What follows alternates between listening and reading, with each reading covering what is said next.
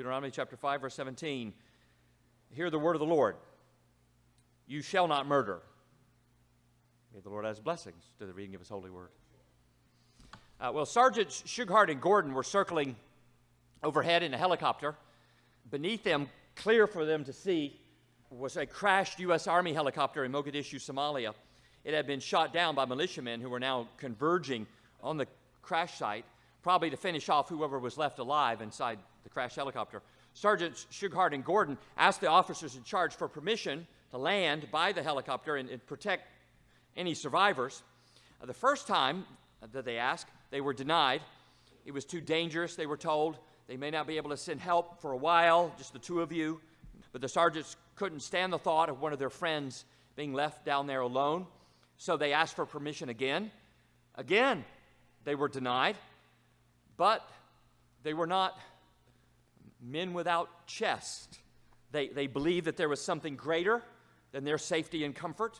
They believed in self-sacrifice. They believed that love of life meant more than just me loving my own life. So they asked one more time. They wanted to go down and protect the survivors. The commander asked them if they knew what they were asking, that they could not be guaranteed that they would be relieved anytime soon. They said they understood. So the helicopter they were in swooped down. They jumped off and ran to the crash site. They found one man left alive, the pilot. The pilot probably owes them his life, but he never got a chance to thank them because they were both soon killed. Jesus said there's no greater love than a man lay down his life for his friends. If the fourth commandment is the most argued against, and the fifth commandment is treated as if it's the most trivial, like last week, honor your father and mother, then the sixth commandment is probably the least controversial of all the commandments. That's what distinguishes it. Many treat it as the most obvious. Almost everyone will say they believe in the sixth commandment. There might be some argument about whether it prohibits all killing, like some pacifists say, or only murder, but there is no real argument that it is a good thing, that people should obey it and take it seriously, that it shows us that life is important, that it comes from God and should not be taken lightly. People should love life. In Hebrew, Deuteronomy chapter 5, verse 17, there's only two words, so it's one of this and the few verses that come after it, and also the same Ten Commandments in Exodus 20, some of the shortest verses in the Bible. Here, only two words. It's a sweeping, broad command.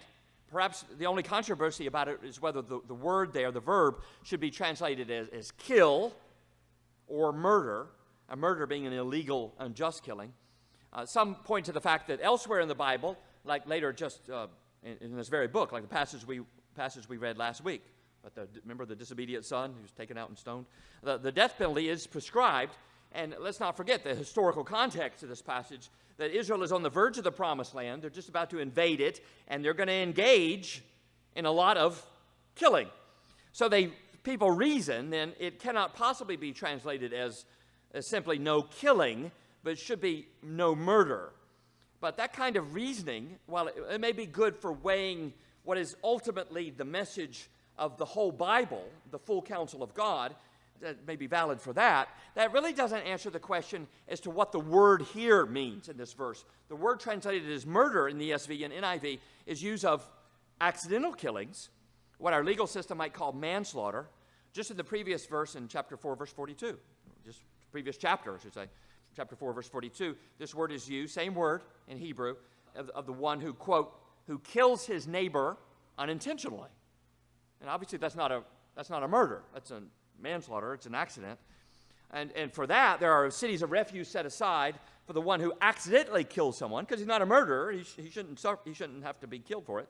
These cities of refuge set aside so he can flee to them, so he'll be protected from the family of the victim, who maybe doesn't believe that it was an accident and tries to go looking out for revenge.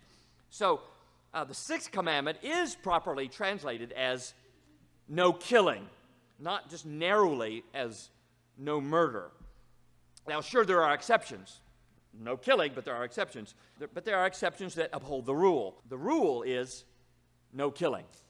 I think some modern evangelicals probably don't appreciate this because they're just sometimes too caught up in trying to win political arguments about the justice of the death penalty or of self-defense or of war. But it's an important point to make, God's baseline, what he begins with, the general rule, before we start getting into the details, the nitty-gritty things of capital punishment and the rest, maybe some of the get in medical care, or the nitty-gritty of some hard calls to make about what technology to use to keep someone alive. The basic principle, though, is no killing. Start with that. The bias of the command is to preserve life. Do not kill. When we take life, we put ourselves in the place of God. We steal something that God created and that God owns. And stealing from a God who is jealous is a very risky venture. So God tells us in a stern, straightforward way, no killing. The Sixth Commandment says that no one but God has the right to determine when a person should die. Taking a human life is never made right by the privilege of power. The wealthy, nor even the president of the U.S. has the right to take a life, for merely personal reasons. He doesn't like so-and-so. Can't do that. That God gives that command in such a sweeping, broad way, and then only later makes exceptions. Only later does he show that he's delegated the right, sometimes in some situations, to kill for justice. Like in Romans 13, the emperor does not bear the sword in vain. That we first have a sweeping, broad command shows us where his bias lies. Shows us what is one of the major fundamental guiding principles. He first tells us directly, categorically, no killing. Because he first wants us to understand how greatly he values life. He values life so much, we find out in Exodus 21, that we may not even take it just through carelessness. If we have an animal that we know is likely to injure someone, and then we are responsible for when it does. It says in Exodus 21, there right after the first edition of the Ten Commandments, that you own an ox that you know is going to likely to gore somebody, and then it does, well, you're responsible for that. A man who did not quickly turn an ox that he knew was prone to goring into stew was showing that he considered the economic value of his ox as more important than the life of his neighbor. It would be the same today. It's a selfish, life-denying thing, say, to keep a dog that might easily kill a neighboring child, just to keep it because he's your sentimental favorite pet, or he's nice to you. Forget about everyone else. I remember soon after we returned from Ethiopia, seeing a story on TV about an ambulance and hospital service for pets, mostly dogs and cats. And I was indignant. There in Ethiopia, I attended funerals for people who died because there was so little medical care for people. And here, we're spending large amounts of money to get Fluffy to the vet on time, in a hurry. The value we place on the lives of other people, whether our next-door neighbors or total strangers on the other side of the planet, should far exceed the value we put on our comforting pets. Nothing against pets. I like my dog, but human does not equal dog. Okay? The commandment is broad. No killing. Exceptions only come later. When they do, we know there are regrettable exceptions. So killing then is never something we just revel in. We just think it's just great. Go to the prison, celebrate the latest execution because it's just fun. No, that's no. We may believe in it. It may be necessary, but we know that all killing is at best a sad thing. You see, we might feel free to recognize that this is an important commandment, and we might not trivialize it, or make it small, like we do the fifth commandment. We may not ignore it, like most people do the Sabbath commandment. We might feel free to do that because we think, with this commandment, the trap we fall into is we think, here's a commandment we'll never break. This is the one we're safe. We like this one because we're safe on this one. We'll never violate it. We're not going to go out and murder anybody. But remember, it is a broad commandment. It takes in more than we might at first think. And as the Lord Jesus shows us, it's not only broad, it's very deep too. It cuts right to the heart of our selfishness that would destroy other people to have our own way if we thought we could get away with it. This commandment doesn't just mean that I shouldn't take a pistol and solve my interpersonal problems with the pull of the trigger. Now, sure, it means that. It means that violence is utterly excluded as a way for me to get my way, but it means far, far more than that. It means that I be willing to sacrifice my prize ox to protect someone else's life. It means that I give to charity, to feed the hungry, to make sure the poor have shelter and clothing and basic health care so that they don't die needlessly. It means that we do not accept, not for one moment, the cold, kind of Darwinistic idea that the less capable, maybe the handicapped or the elderly who can't take care of themselves, that they should just go ahead and die so as to improve the human herd. We do not allow a survival of the fittest mentality to develop toward other human beings. Well, they can't make it, too bad for them. Can't feed themselves, too bad for them. We don't think that we can kill to protect our property. Our lives, yes, but not just to protect our cash or our jewelry or our cars or whatever. When we say that our luxuries are more important than someone else's essentials, we say we wish they'd go ahead and die, and so, in the words of Ebenezer Scrooge, decrease the surplus population. When we then violate the Sixth Commandment. Of course, people have long had a little trick they play with the commandment, and that trick is to redefine the object of it. It says, you shall not murder, but murder who? Well, they'll say, well, the no-killing command applies to not every human being, but only to some. Usually to human beings like me, people like us. It's like taking a piece of chalk and drawing a big line around those people you regard. These are the real people. These are the people you can't kill. Those others outside the circle, their lives aren't so valuable. They're not protected by the commandment. And sometimes people have done this with race. The in people, draw a line around them, are white, and they're protected. But the black people are outside. They can be enslaved or even killed if we feel like it. Sometimes people have done this with wealth and power. The aristocrats, well, they're in. They have the money, they have the power, and they could kill the poor peasants if they want. In our day, people are saying we should be able to do it based on age or disability. You cannot speak up or eat for yourself. You're in the out group. You can be killed if your guardian decides to. If you are very old or suffering dementia, many want to say you should be out and euthanized is the word. If you're very young, still in the womb, you have no rights. Even though we know with our science today that the fetus in the womb has all the chromosomes of a human being, therefore human, he or she is alive and growing, therefore alive, yet we decide quite arbitrarily, just because he or she may not be able to live by themselves, well, they're not covered by this commandment. But the commandment doesn't have such loopholes. It covers all people. No killing. Abortion, I believe, is one of the great moral issues of our time, just as slavery was about 160 years ago. And I believe that based on this commandment. There doesn't need to be another commandment to cover abortion. Like you say, well, where does it say no abortion? Well, it says right here. Sixth Commandment covers it. I believe that's the only logical conclusion. The fetus is alive, it's human, therefore it is human life. And if some human life could be taken for the convenience of another, well, we're all in trouble. If there's no right to life, then none of us really have any rights at all. I mean, we might one day be part of the group that is defined as out of the little circle, those who have no right to life. I believe that for some time. I believe it's an inescapable conclusion.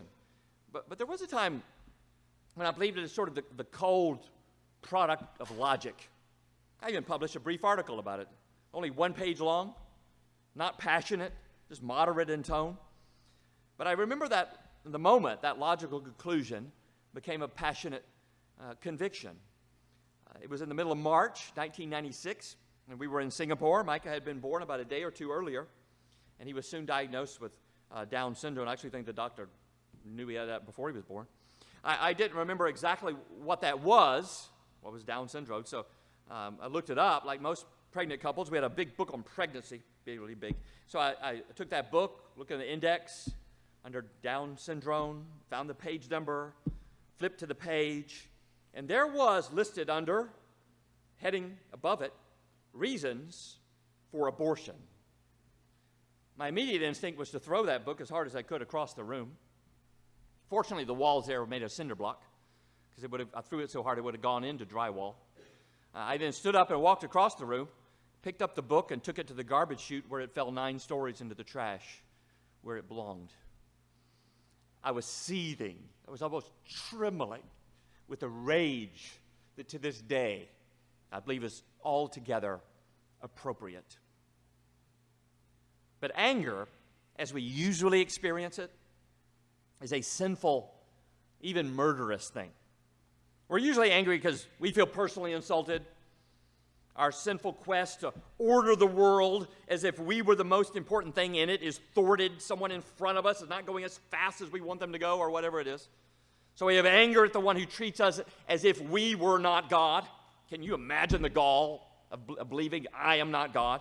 That's the way we think. We devalue the life of someone by shouting, "You stupid idiot!" As far as our hearts are concerned, we've murdered the person. And the government may not care as long as we merely hurl insults.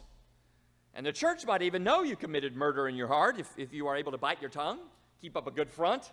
You're just shouting, "You stupid idiot," in your head. But the Lord Jesus tells us that God knows and cares. He knows we're murderers in our hearts.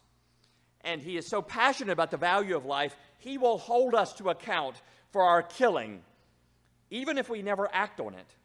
After all, maybe the only reason we're not acting on our lust to murder is because we're afraid of being caught.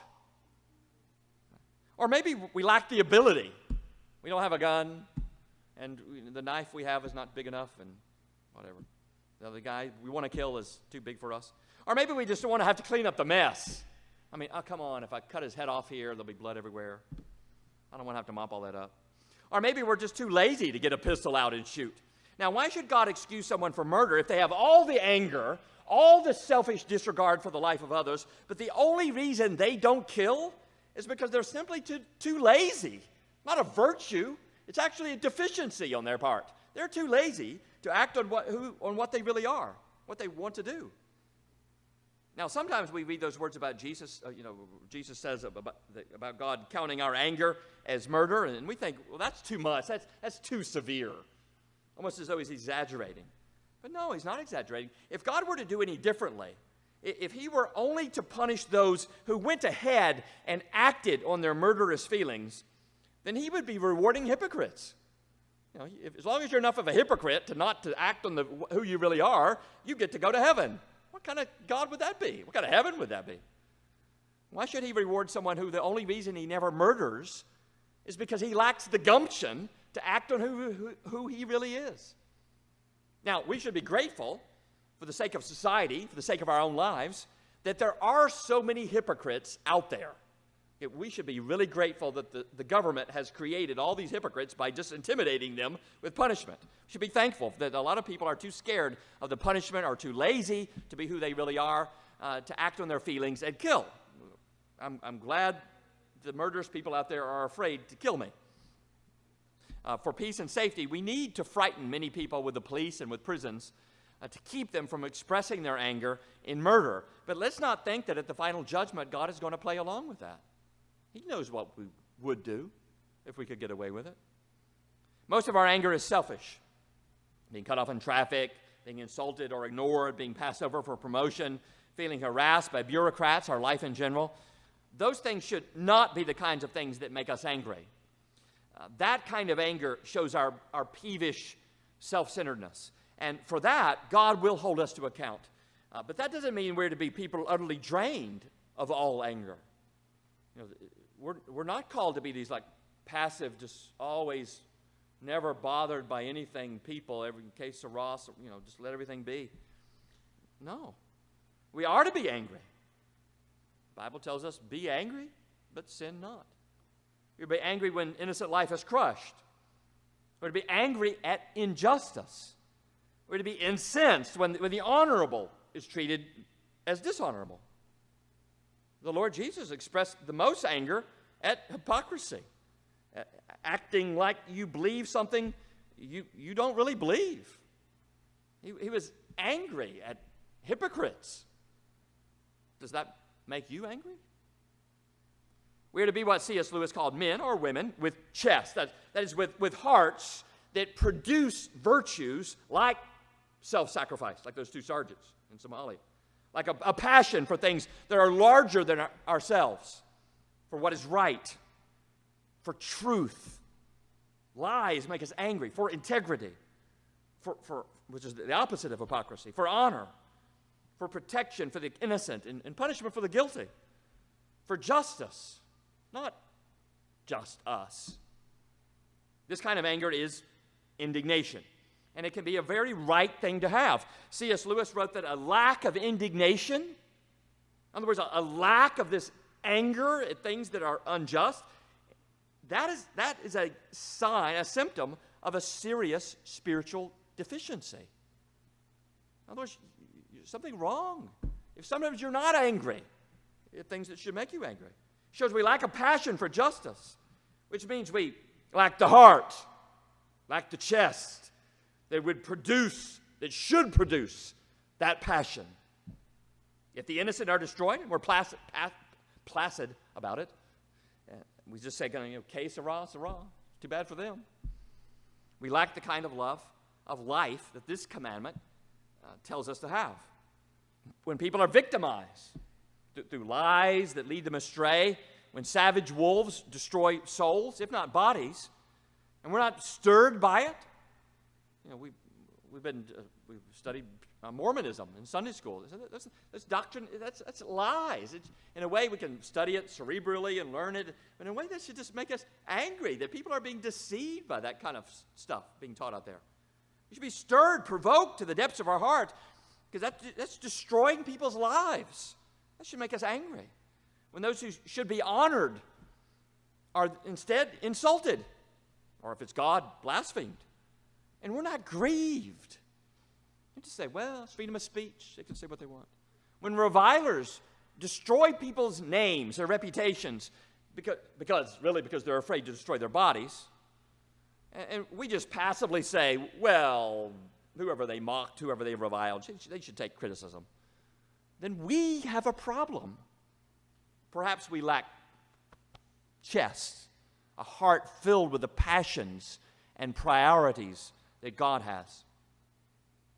In C.S. Lewis's brilliant little book, The Abolition of Man, I suggest y'all read it one day, he writes that the crass, debased, murderous culture of our age, the culture that calls good whatever gets me what I want, and bad whatever tells me what I don't want to hear, that culture is not the product of our culture today. It's not the product of excess thought, but of a defect of what he calls fertile and generous emotion, of passions, of a heart, a deficiency in our hearts. Quote, their heads, talking about the people of our day, their heads are no bigger than ordinary. Oh, we think they're so smart. No, it's not so smart. It is the atrophy, smallness, the shrinkage, the disuse of the chest beneath them that makes them seem so. In other words, that thing within us, like our literal heart in our body, that should make that thing in our heart, in us, that should make us outraged at injustice, should make us passionate for life and for honor and righteousness. It has shrunk. It's not functioning. It's not producing the passions in our hearts and the principles in our minds that it should. We've been taught not to use it. Don't use those passions. We've been taught, don't call wrong, wrong. Don't call the good honorable. We've been taught not to be bothered with hypocrisy and with greed or materialism or with lies. You're like a child. Come on, accept it. Don't be bothered. We've been taught to live and let die. Instead of being so committed to life and God that we would rather die so that others might live. Our effeminate culture that says there is nothing worth dying for, that tells us that we all are to live to fulfill our every desire, cannot produce the virtues that propelled Sergeants Shughart and Gordon to sacrifice their lives for an injured friend. Our country, our society, our churches need people, desperately need people like them, who care for more than just their comfort, being able to live a nice life with a widescreen TV and air conditioning. But we cannot produce them until we love life, others' life, more than our own. As Lewis concludes, in a sort of ghastly simplicity, we remove the organ and demand the function. We make men without chest and expect of them virtue and enterprise. We laugh at honor and are shocked to find traitors in our midst. We castrate and bid the geldings be fruitful. In other words, there is a righteous anger we must have if we were to really keep the Sixth Commandment. So we disobey this commandment when we have one kind of anger, and we disobey it when we do not have another kind of anger. This is why I find what happened at Marjorie Stoneman Douglas High School last Valentine's Day so horrendous. Talking about no chess. I'm not talking about the boy who shot up the school and killed 17 people. Given our culture of death, we shouldn't be surprised by that. I actually understand him more than what happened outside. Men with guns, at least one man in particular, sad to say police, stood outside taking cover while the boy went on his killing spree inside. Now, perhaps that's his training. You got to do this or that, take cover, surveil the perimeter or whatever. But no matter how he's trained, a man should know that he's called to stand between a child and a bullet. He should know that if he has a heart, if he's not a man without a chest. The sad reality of our fallen world is that sometimes we have to kill in order to value life. Sergeant Shughart and Gordon didn't ask to be dropped down in the middle of Mogadishu to kill, but to save a life. But they did know that they would have to kill in order to save. They also knew they might die trying to save, and they did. The bias is against killing, but sometimes some have to be killed in order to save others. In May of 1995, Mary and I attended a service at a German Lutheran church in Addis Ababa, Ethiopia.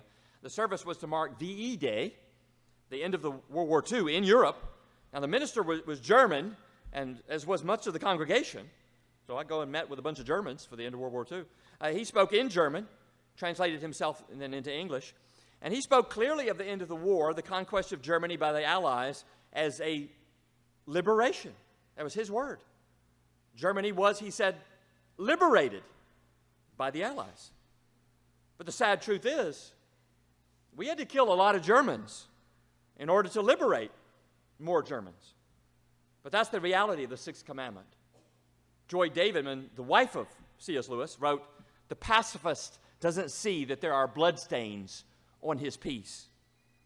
The bias is against killing, but sometimes the facts of our fallen world overcome the bias and we have to kill. It would be great if we lived in a world in which we could always use this positive means to stop murder and crime and sin. If we could stop crime by just increasing welfare payments, no strings attached, and it would just disappear. That would be great. Or we could just sit down, with Adolf Hitler and kindly reason with him. Show him gently the error of his ways, that why he should love all kinds of people. And we could all hold hands together and sing Kumbaya, and it would be peace everywhere. That would be great. In spiritual things, it would be great if we could always talk everything out and be positive, encouraging, not like a radio station. Celebrate diversity. Let people believe doctrines contrary to the gospel. Tell people everyone exactly what they wanted to hear. Tell everyone how great they are. Never have to rebuke or to discipline or to tell someone what they believe is a dangerous lie or to tell someone that they're sinning. That would be great. A great world to live in. But it is not this world. In this world, sometimes you have to kill some life in order to save more of it. And the cross shows us that. It would be great if sinners could just be saved by sweet words, just by warm thoughts, how much you're loved and appreciated by God, and now you should respond to him back. It'd be great if you could be saved that way, but they can't. Someone had to die. Without the shedding of blood, there is no remission of sin. The Lord Jesus gave his life, giving his life as a ransom for many, because his death was necessary for our life. That's the world we've created for ourselves by our sin. We did it. We brought all these horrible things into this world through our sin. And then we have the temerity to blame God for the horrors we brought to birth. We complain. We have anger at God for his judgments. When we suffer in our bodies or the insults of others or the unpleasantness of our jobs, maybe the insensitivity of our spouse or our family doing things to us, not sensitive to our needs, we complain. Why did I get this? Why did all this befall me? We get angry. Perhaps just the quiet, simmering, bitter anger that few can see. But all the same, we're angry. Angry mostly at God. That's why there's a lack of joy, sometimes a distaste for his word, a religion that's cold and formal. We can even keep up the front of the faith, but inwardly we're screaming against the injustice we feel that God has meted out to us. Why is he allowing this happen to me? Despite all the talk these days about being, real and open with God, tell him anything you want. Yeah, you can tell him that, but make sure you know that kind of anger is radically sinful. That it reveals a hatred toward God, a hatred that would drive you to kill him. If only you could get your hands on him. And isn't that what happened to the Lord Jesus? Doesn't his crucifixion show what self-willed, discontent, angry people will do when God comes in human flesh? There was principally religious people who took the lead in murdering Jesus. Shows us that so much religion is not a good faith attempt to be right with God. Much of it is another way for us to justify ourselves, to impose our will, to crush anyone who stands in our way. Religion, then, can be murder. When it's a tool to wipe away everyone and everything that stands in our way. Things will be done my way or else. That's often what religion is. It's a way to make God do what we tell him to do. When that's what it is, then it is murder. That's why the opposite of murder is submission, meekness, a willingness to lay down one's rights and life for others, especially God. The opposite of the murderer is Jesus. He prayed to the Father, not my will, but yours be done. He submitted to even those who wanted to murder him, those who conspired against him, provoked the seething crowd to choose Barabbas. Who was Barabbas? Barabbas was a murderer. They chose Barabbas, the murderer, over Christ. So they chose a murderer over life himself. They chose a murderer because in their anger at God, that's what they were. They were murderers. And let's not flatter ourselves that just because we weren't there, that we would have done any differently. Religion that lacks genuine submission to God, that's not meek, that doesn't submit to God, to his word, sometimes to the church when it's in God's will. That religion that lacks that submission is inherently murderous. It's about us arranging the world as we want it to be, and woe to the one who gets in our way. So the first sin was willfulness. Our first parents reaching out their hands and taking what they wanted. Not caring what anyone, not even God, said otherwise. Then that lack of love toward God, who cares what he says? I'll take what I want. That lack of love toward God leads soon to lack of love for our brother, to murder, to killing the brother who has something we don't, who has the approval of God that we lack. Abel found grace in the eyes of the Lord, and Cain, his brother, hated and murdered him for it. Cain was religious. Cain offered his sacrifices to God, his self-made sacrifices. But when that didn't produce a right relationship with God, he murdered the brother who had it. So what about you? Are you right now so deeply discontent with the faith that's been handed to you that you can hardly stand it? Do you hate your life? Perhaps some of you hate your life so much you've seriously thought of murdering the one person that you thought could end it all, yourself. Don't ever think such a thing. Your life no more belongs to you than does your neighbor's. Your life belongs to God, and you have no right to take it. It's not even your life. It's the life God has given you. Suicide is self-murder and no more right than any other murder. Instead, you must stop being a murderer, even of yourself, even in your imagination. Hand over your resentments, your anger, your hatreds to God. Submit to His rule over you. Be meek before Him. Thank Him for the blessings that He's poured out on you, even though, and now you know it, even though you are a murderer. But the good news is that Christ gave His life in exchange for a murderer. Like those two sergeants in Somalia, the Lord looked down and decided to give Himself His life in exchange for you. He saw that you were dead in your trespasses and sins. He knew you were a murderer. He even knew that in your resentments at your fate, you would strike out and murder Him too. But He submitted for the joy set before Him. Now, won't you submit to Him and let Him change your heart?